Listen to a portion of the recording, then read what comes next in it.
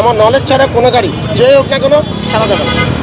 গাড়িটা এলাকার বড় ভাই ওনার থেকে কিছুদিন আগে নিছি স্ট্যাম্প আছে স্যার। স্ট্যাম্প করে নিলে এটাই ভ্যালু না। এটা হেলমেট কই? হ্যাঁ, ক্যাম্পাসে তো আসি এদিকে দুটো নিয়ে যাবো।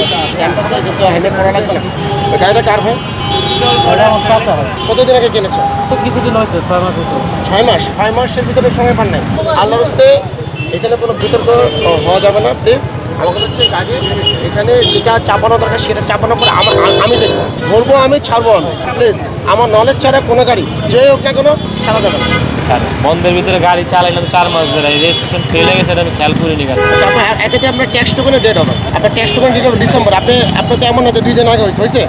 আপনি ট্যাক্স টোকেনটা মাফ করতেছে আপনাকে, কিন্তু আপনি হেলমেটটা মাফ হেলমেট ছিল তো। ওটা আপনি ট্যাক্স টোকেনের ডেট ফেল, এটা আপনি করে নেবেন। হ্যাঁ হ্যাঁ হ্যাঁ, কিন্তু আপনি হেলমেট করেন নাই কেন এটা বলেন? হেলমেটও ছিল, মানে করিনি বলতে যে পাম্প তো এখানে স্যার, এটা তো কনসিডার করা যায় স্যার। আচ্ছা, কয়টা কনসিডার করবে এটা বলেন আমাকে। গাড়িটা না নিয়ে রিস্ক কি বলবো স্যার, সব আপনার হাতে স্যার। এই গরমে আরাম নিয়ে হবে না হাহুতাশ, ঘুরলে পরে ওয়ালটন ফ্যান বাতাস আর বাতাস। আমি আপনাকে একটা সুযোগ দিয়েছি যে ট্যাক্স টোকেনের ডেট হবে, সেটার জন্য আপনাকে আমি সুযোগ দিয়েছি। কিন্তু আপনার যে হেলমেট পরেন নাই, এটা তো আপনার যদি কিছু একটা হয় হ্যাঁ আমার ক্ষতি হবে, তখন আপনার বাচ্চাদের কী হবে বা আপনার ফ্যামিলি কী হবে এটা বলেন। আমি তো আপনার শত্রু না হয়।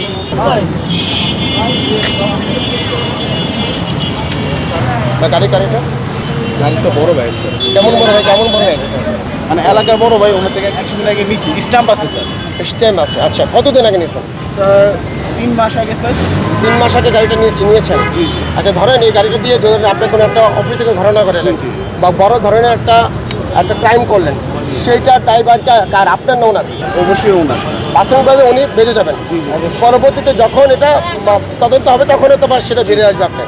জি। কিন্তু এখন তো প্রাথমিকভাবে তো উনি অ্যারেস্ট হবেন। জি অবশ্যই। এখন এই জন্য আমরা গাড়িটা আটক করতেছি। ওটা আপনি এটা আমাদের ডিসি অফিসের মাধ্যমে যথাযথ আইনগত যে প্রক্রিয়া আছে সেটা সম্পাদন করে সেটা আপনার গাড়িটা ছাড়িয়ে নিয়ে যাবেন।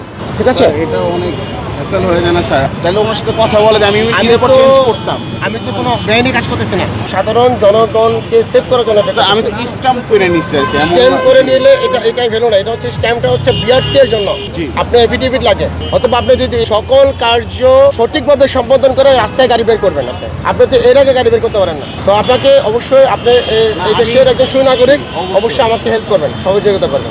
হেলমেট কই? হ্যাঁ, ক্যাম্পাসে তো আসি এদিকে দুটো নিয়ে যাবো। ক্যাম্পাসে কিন্তু হেলমেট পরা লাগবে না। আপনার তো লাগবে। ধরেন আল্লাহ না করুক, যখন আপনি কোনো অ্যাক্সিডেন্ট করবেন তখন কি বলবেন যে আমি ক্যাম্পাসে বা আমার পরিচয় এটা, তখন কি অ্যাক্সিডেন্ট কি তখন মানে কম হবে না বেশি হবে, কোনটা এরকম কিছু আছে? Sorry please. আপনার সেফটি আগে ফার্স্ট, সেফটি ফার্স্ট। গাড়িটা কার ভাই? ওটা আমার চাচা হয়। কেমন চাচা? আমার চাচার বাড়ির চাচা। কিনছে, গাড়িটা কিনেছেন? কতদিন আগে কিনেছেন? তো কিছুদিন হয়েছে 6 মাস হয়েছে। 6 মাস। হ্যাঁ। আপনি কি এতদিন সময় পান নাই যে গাড়িটা যে আপনি কিনেছেন? না, নাম ট্রান্সফারের জন্য কাগজপত্র সব রেডি করছি, জমা দেবো আর কি। জমা দেন না এখনো? আমার চাচা হচ্ছে অসুস্থ, এই কারণে যেতে পারতেছে না। আচ্ছা, 6 মাসের ভিতরে সময় পান নাই? চাচা অসুস্থ, খুব অসুস্থ।